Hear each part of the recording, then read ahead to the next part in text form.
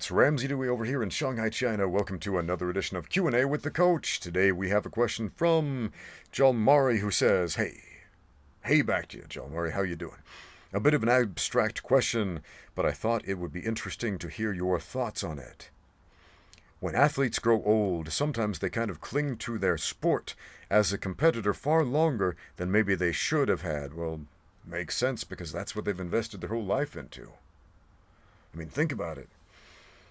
If you're an accountant or a lawyer or some white-collar job like that, maybe you went to school for it, you invested your whole life, you poured all of your training and attention and talent and money and everything else into being good at that thing, and then you get to be like 30 years old and suddenly people say, sorry, you can't be an accountant anymore. You're past your prime. You can't be a lawyer anymore. Too old. You're too injured. We wouldn't stand for that, right? I mean, obviously, it's comparing apples and oranges, but you have to understand the mindset of a fighter. That's their job.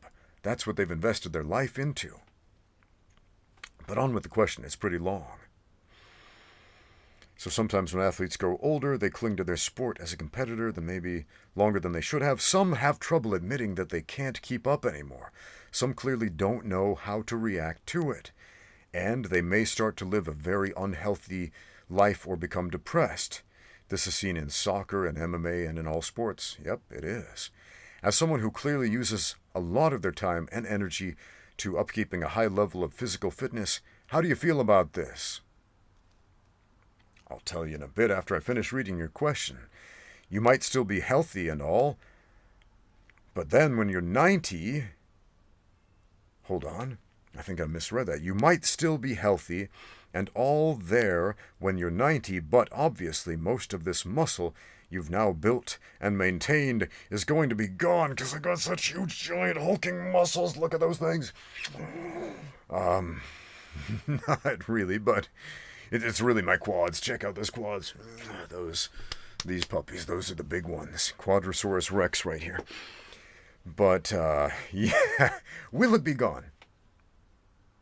Will it be gone? I think people often radically overestimate strength and muscle loss with age because they see athletes, enhanced athletes specifically, who, while they're competing, do everything they can to get every physical advantage that they can, and then after they stop competing, well, they stop. And then they go on a steady decline, they get fat, they get old, and they're not really living the athletic lifestyle anymore, and it shows. But, man, I've seen lifelong athletes, even in their 80s, at advanced ages, who could still perform admirably. Not everybody in their 80s and 90s is resigned to a wheelchair. I don't know if I'm going to live to be 90 years old, to be honest. I didn't know if I was going to live to be 21 years old. Man, I almost died back then. Multiple times in a row. It was a miracle, a genuine miracle, thanks to the grace of God, nothing but, that I've lived at age 23. Did I say 23? I meant 43. 43. 22 years longer than I thought I would. So will I make it to 90? I don't know. I honestly don't know if I will. That might be nice, but I don't know if that's going to happen. But on with the question. But obviously most of this muscle you built now and maintained is going to be gone. All right, let's just assume that's true. And when I get old, I become decrepit and all my muscle's gone. Oh, boo-hoo, I'm 90 years old and I don't have big muscles anymore. So, in a sense, a lot of time is used to... Hold on. In a sense, a lot of time is used to something that is, regardless, going to be lost over time. Well, that's life, man. That's life. Because we don't take anything with us when we die. Every single thing that we work and strive for physically in this life, whether it's our muscles, our money, our stuff, our things, all of that is gone once you die. Anything outside of your consciousness, you simply don't take with you. And that's presuming that I've solved the hard problem of consciousness right there. But that's that's a whole different debate. Anyway, there's more to this question. It's long. I'm totally not saying that I thought this time is wasted. I absolutely don't think so. And partially thanks to you, I myself nowadays also train quite actively. Cool, man. You got out there and trained. That's great. But I'm very curious as to your views about this. Okay, this was a number of different questions. So we're talking about athletes who want to stay in the game longer than they're physically able to, and I understand why they do it. Combat sports athletes, there are a few added dimensions here, because as well as the fact that they've invested their whole lives into it, and a lot of them don't know how to do anything else, and so after retiring from fighting, they often end up in some sort of auxiliary job, coaching, trying to run a gym, doing something that they're familiar with. That's fairly common. And then you have the added layer of combat addiction. I've spoken to this effect a number of times before, and it's a very real thing. Combat addiction. And it's essentially getting addicted to the thrill of the fight. And this is exacerbated with combat sports in many ways, because combat sports glorify the thrill of the fight. They glorify the violence with the lights and the cameras, and there is a crowd, and there are cheers, and there's ring girls, and there's all of these attachments, making it seem much more exciting and glorious and important than it probably really is. At the end of the day, it's a couple of guys fighting. But we build this spectacle, we build this ritual around it, and we get addicted to the ritual, as well as to the violence itself. And a lot of guys have a really, really hard time leaving that behind. And you wouldn't think they would, because in a lot of ways, fighting absolutely sucks. It's really hard, it's really painful, it leaves you with damage. The day after a fight absolutely sucks. Just licking your wounds and feeling like, ow, everything hurts. I hate this. Being on the wrong side of a beating really sucks, but for some reason, all those little endorphins and dopamine hits that go off in the brain, because of the spectacle and the ritual, keep luring us back in. And so I understand why guys past their prime, besides just the money, because there are other things you can do for money in this world, but again, a lot of fighters don't know how, unfortunately. A lot of people are surprised that a lot of modern fighters have college degrees, even advanced degrees, or that they have other job skills besides fighting. Like Rich Franklin, I believe he was a teacher, a high school teacher, and he had a master's degree in, what was it, mathematics or science or something like that. People are like, what? But you're a cage fighter. You're supposed to be a dummy. And he was like, no. No. And really, anybody getting into combat sports, or athletics in general, really needs to have a backup plan.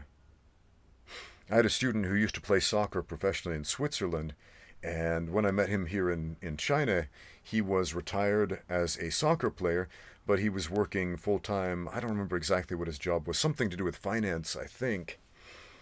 But he was doing pretty well for himself. Why? Because he expanded his horizons outside of just sports, because he understood this isn't going to pay the bills forever. I'm not going to be able to do this forever, so I need a plan B. So to all you young guys out there who are thinking, I'm going to dedicate everything toward combat sports to becoming UFC champion of the world. Okay. I admire your gumption, guys, but at the same time, have a plan B, have a plan to pay the bills. Now, the next part of that, the idea of why are we spending all this time training and building up our muscles and personal development and all of this if we eventually get old and die and rot away? Okay, that's a great question. That's a great question. There are a bunch of different ways to answer that.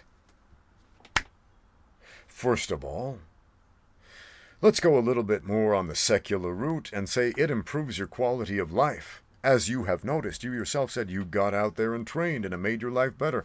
Great. I had a student, an older gentleman, my friend Paul. He did some training with me, and I asked him why it was that he trained with me consistently. Why it was that he got up in the morning early and did this extracurricular training, which was difficult, which was hard, which most people his age simply do not do. And he said this: I am under no delusion that I'm going to be a cage fighter, or that I'm going to win a jiu-jitsu tournament, or something like that. He said, I want to be able to walk in the hills of my home country when I'm 80. And so, I'm doing what I can now to improve my quality of life by getting out there and training. So there's a massive difference between a 90-year-old who has spent his life physically active and a 90-year-old who has spent his life physically sedentary. The former is generally able to walk under his own power at the age of 90, and the latter is generally hooked up to an oxygen tank and a bunch of tubes in a bed waiting to die. Ignominiously. If you don't know what that word means, it means suffering greatly. One of my sisters worked at a nursing home. I think she still might. No. Yeah. She worked at a nursing home for a very long time, worked in these assisted living care centers, and would often come home telling me about her job and the people who died that day and the people who were suffering. And it's just a bunch of old people waiting for God, waiting to die. And the stories she told were quite sad and miserable and depressing. And I thought, man, I wonder how much these old people in these situations, just confined to their beds, would give, how much they would pay just for the ability to be able to get up and walk normally again. And we're not even talking about the ability to deadlift 500 pounds or something like that, but just the ability to get up and walk or breathe normally without suffering. Getting out there and training, being strong, being an athlete does not ensure immortality. What it does is simply improves your quality of life while you are here. So from a secular standpoint, there you go. But what else? What else? If all I ever teach my students was how to twist people into human pretzels and punch them in the face and kick them in the head and throw them over their shoulders, then I have failed as a coach. I've failed as a teacher, and I've failed as a mentor. These aren't just fight lessons, they're life lessons. Almost everything is an allegory for something else, if you take the time to see the story in it.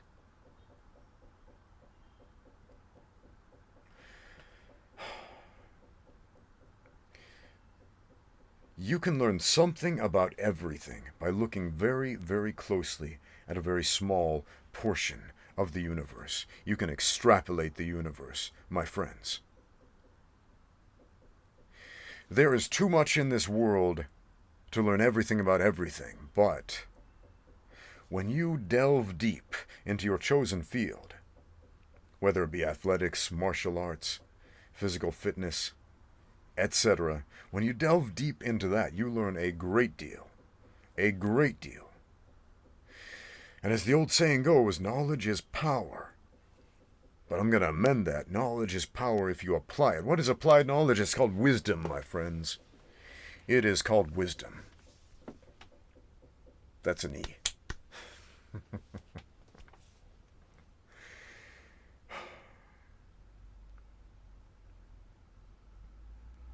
Tell me in the comments down below, what have you gained from martial arts training? What have you gained from athletics training? What have you gained from weightlifting that is still going to benefit you and yours at the end of your life?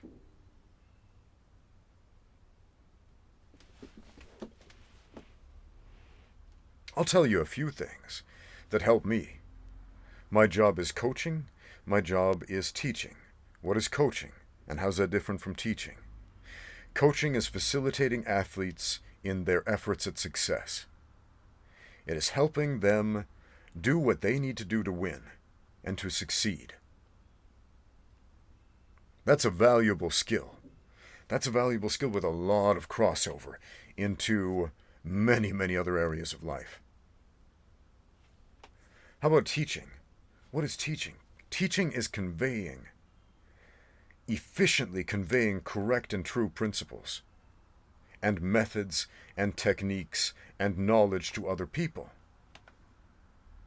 And that's very unique about humans. Not every animal, some do, but not every animal is able to teach and convey knowledge and wisdom and experience and technology to others of their species. We can. There are these monkeys, what are they? The rhesus monkey, I think? They're an interesting monkey. They live on some islands, I don't remember exactly where, but they eat coconuts, and they teach their children how to break the coconuts open. And it takes them 3 years to do it. It takes the baby monkeys 3 years to learn how to find a nice flat rock and get a nice round rock with good heft to it that they can smash the coconut on. They put it between the two rocks and they hit it until it breaks. Sounds like a pretty simple process, but it takes these monkeys 3 years to teach this advanced technology to their young. And for a monkey, that's very important. That's the difference between life and death. That's the difference between eating and starving, thriving and diminishing. And as human beings, we have the capacity for so much more. So much more. And again, from a secular perspective, forgetting about the metaphysical or the spiritual or the hereafter or what we may or may not take with us consciously after we die on a spiritual level. Let's forget all about that for just a moment. What do we leave behind on this planet for those who stay after we go? Unless we know how to teach that, unless we know how to transmit it to the next generation. Not much. If you want to have any lasting effect on this planet for good, you better learn how to teach. So, there you go. There you go, I've said it. Thank you for watching. Now get out there and train.